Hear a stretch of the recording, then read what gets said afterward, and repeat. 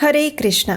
भगवान श्री हरि को प्रिय ऐसा कार्तिक मास आरंभ हो चुका है। वैदिक कैलेंडर के अनुसार 18 तारीख से कार्तिक मास का आरंभ होता है, लेकिन कार्तिक व्रत का आरंभ हम शरद पूर्णिमा के दिन से यानी कि अश्विन मास की पूर्णिमा से आरंभ करते हैं और कार्तिक पूर्णिमा तक उसे पूर्ण करते हैं। तो इस प्रकार कार्तिक व्रत का आरंभ हम 17 तारीख से कर रहे हैं। इस पवित्र कार्तिक मास में श्रीमद् भागवतम और भगवत गीता जैसे ग्रंथों का पठन और श्रवण करना अत्यंत महत्वपूर्ण बताया गया है और इसीलिए इस कार्तिक मास विशेष श्रृंखला में हम आपके लिए प्रतिदिन एक नई श्रीमद् भागवतम से और पुराणों से ली गई कथा आपके लिए लेकर आने का संकल्प कर चुके हैं। उसे सुनने के लिए आपके अपने इस चैनल को याद से सब्सक्राइब करके रख लीजिए। इस कार्तिक मास से जुड़े आपके बहुत से प्रश्न हमें मिले थे और उसमें से एक अत्यंत महत्वपूर्ण प्रश्न था कि कार्तिक मास में आकाश दीप और दीपदान कैसे करना चाहिए। आकाश दीप और दीपदान में क्या अंतर है,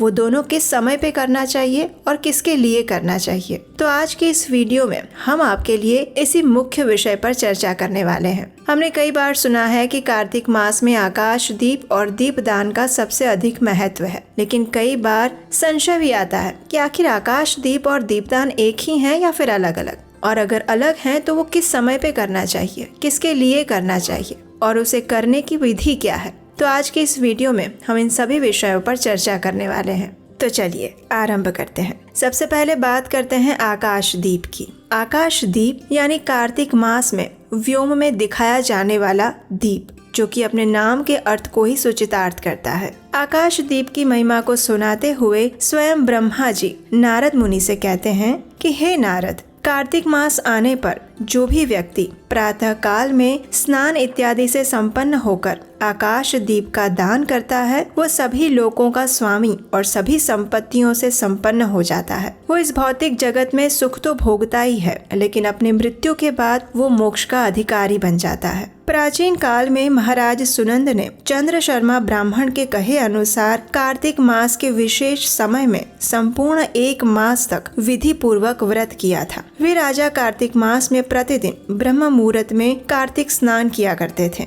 उससे पवित्र होने के बाद वे कोमल तुलसी दलों से भगवान श्री विष्णु की पूजा करते थे और रात के समय में आकाश दीप अर्पित करते थे।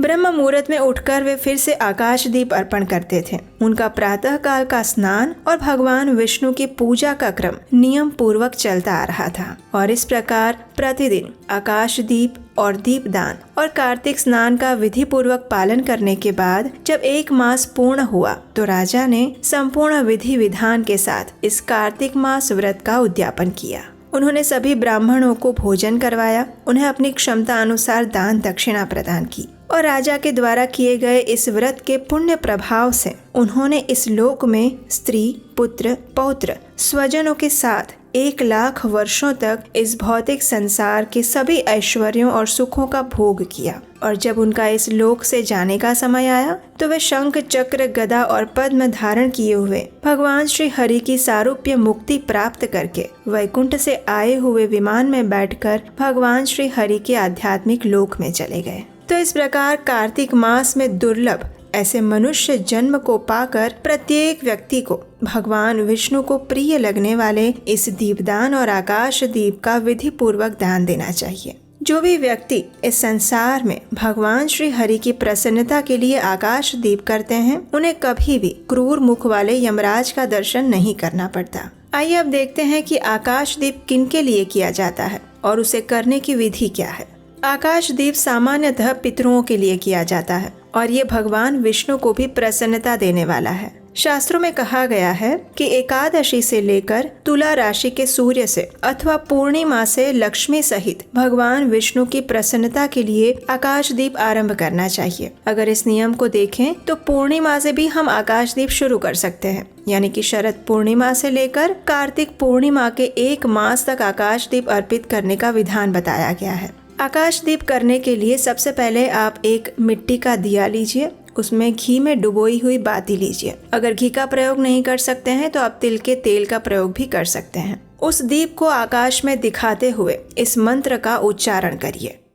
नमः पितृभ्यः प्रेतेभ्यो, नमो धर्माय विष्णवे, नमो यमाय रुद्राय, कांतारपतये नमः दामोदराय विश्वाय विश्वरूपधराय च नमस्कृत्वा प्रदास्यामि व्योमदीपम हरिप्रियम।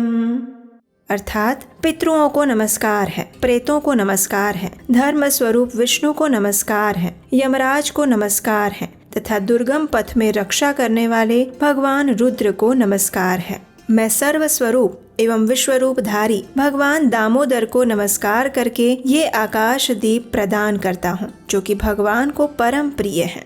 इस प्रकार मंत्र का उच्चारण करके जो भी मनुष्य अपने पितरों के लिए आकाश में दीपदान करते हैं, उनके वे सभी पितृ अगर नरक में हो तो भी उन्हें उत्तम गति प्राप्त होती है। ऐसा कहा जाता है और माना जाता है कि जब कोई व्यक्ति आकाश दीप अर्पित करता है तो उस समय उनके पितरों को उस दीप के प्रकाश से आने वाले वैकुंठ लोक का मार्ग प्रशस्त होता है और उसी दीप के प्रकाश में वे पितरों वैकुंठ की ओर गमन करते हैं। इसलिए भी पितरों के लिए आकाश दीप अर्पित करने की महिमा बताई गई है। चलिए अब हम देखते हैं कि किस किस स्थान पर दीप अर्पित करने से उसका क्या क्या फल मिलता है। तो देखिए, जो देवालय में यानी कि भगवान के मंदिर में, नदी के किनारे पर, मार्ग पर या फिर नींद लेने के स्थान पर दीप अर्पित करता है, उसे सर्वतोमुखी शुद्ध सात्विक लक्ष्मी प्राप्त होती है। जो व्यक्ति ब्राह्मण या फिर अन्य किसी जाति के मंदिर में दीपक जलाता है, उसे विष्णु लोक में प्रतिष्ठित स्थान प्राप्त होता है। जो कीट और कांटों से भरी हुई दुर्गम ऊंची नीची भूमि पर दीपदान करता है, उसे कभी भी नरक में नहीं जाना पड़ता। जो भी व्यक्ति कार्तिक मास में हरिबोधिनी एकादशी के दिन भगवान विष्णु के आगे कपूर का दीप अर्पित करता है, उसके कुल में उत्पन्न हुए सभी मनुष्य भगवान श्री विष्णु को अत्यंत प्रिय भक्त बनते हैं और अंत में वे सभी मोक्ष की प्राप्ति करते हैं। प्राचीन काल में एक कथा आती है जिसमें कोई एक गोप था जिसने अमावस्या के दिन भगवान विष्णु के मंदिर में जाकर दीपक प्रज्वलित करके बार बार भगवान का जय जयकार करके एक अत्यंत उच्च गति को प्राप्त किया था और वो अगले जन्म में राज राजेश्वर बन गया था। इस प्रकार हमारे पौराणिक शास्त्रों से हमें आकाश दीप और दीपदान की महिमा के बारे में पता चलता है। चलिए अब हम बात करते हैं दीपदान किसे कहते हैं। तो दीपदान का अर्थ होता है भगवान को अर्पित किया गया दीप, जो कि प्रत्येक कार्तिक मास में संध्या के समय किया जाता है। दीपदान के विषय में श्री हरिभक्ति विलास में एक सुंदर श्लोक आता है।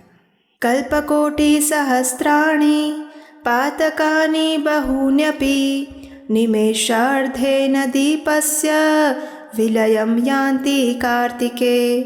अर्थात कार्तिक मास में श्री हरि के मंदिर में निमेष अर्ध काल के लिए भी दीपदान करने से बहु सहस्त्र कोटि कल्प संचित पातक समूह का विनाश हो जाता है। पद्म पुराण में ये भी कहा गया है कि जो भी व्यक्ति भक्ति भाव से कार्तिक मास में भगवान केशव के सामने दीपदान अर्पित करता है, उसको सभी यज्ञों और सभी तीर्थों का फल मिल जाता है। तो इस प्रकार हम देख सकते हैं कि इस कार्तिक मास में दीपदान अर्पित करने का अत्यंत विशेष महत्व है। आदर्श स्थिति ये बताई गई है कि प्रतिदिन कार्तिक मास में मंदिर में जाकर भगवान श्री यशोदा दामोदर को दीपदान अर्पित करना चाहिए। लेकिन अगर आप प्रतिदिन मंदिर में नहीं जा सकते तो आप घर में रहकर भी दीपदान कर सकते हैं।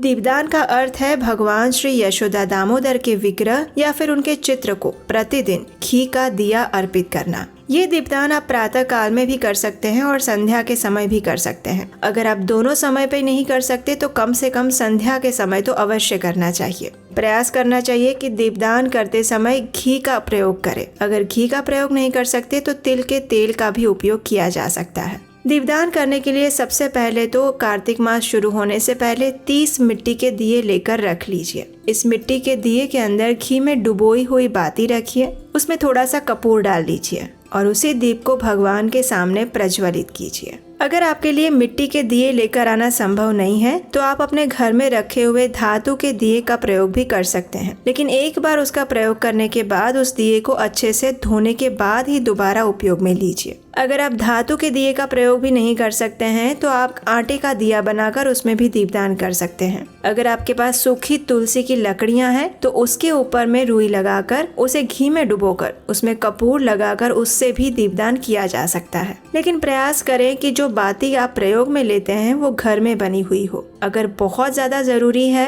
और घर में नहीं बना सकते तभी बाहर से मिलने वाली बाती का उपयोग करना चाहिए, क्योंकि जब हम भगवान की सेवा करने के लिए स्वयं को उस कार्य में लगाते हैं तो उससे भगवान अधिक प्रसन्न होते हैं, क्योंकि भगवान हमारा प्रयास देखते हैं। चलिए अब देखते हैं कि दीप अर्पण कैसे करना है। तो आप सब जानते हैं कि हम आरती कैसे करते हैं। आरती हमेशा बाएं से दाईं ओर घुमाई जाती है। तो दीप अर्पण करने की भी विधि यही है। सबसे पहले उस दिए को अपने दाएं हाथ में लीजिए, भगवान के अर्चा विग्रह या फिर उनके चित्र के सामने उनके चरणों में उस दिए को 4 बार घुमाइए। उसके बाद उस दिए को भगवान के नाभि कमल के पास 2 बार घुमाइए। उसके बाद उसे भगवान के मुख के समक्ष 3 बार घुमाइए और फिर संपूर्ण विग्रह के ऊपर 7 बार उस दीपक को घुमाइए, बिल्कुल उसी प्रकार जिस प्रकार हम आरती करते हैं। दीप अर्पित करने से पहले सबसे पहले गुरु को अर्पित कीजिए, उसके बाद भगवान को अर्पित कीजिए और अंत में फिर से गुरु को दीपदान अर्पित कीजिए। और इस प्रकार आप प्रतिदिन संध्या के समय में भगवान श्री यशोदा दामोदर को दीप अर्पण कर सकते हैं। दीपदान करने के साथ साथ आप सत्यव्रत मुनि द्वारा रचित दामोदर अष्टकम का पाठ कर सकते हैं। अगर आप स्वयं नहीं गा सकते हैं तो उसके अनुवाद को भगवान के समक्ष बैठकर पढ़ना चाहिए।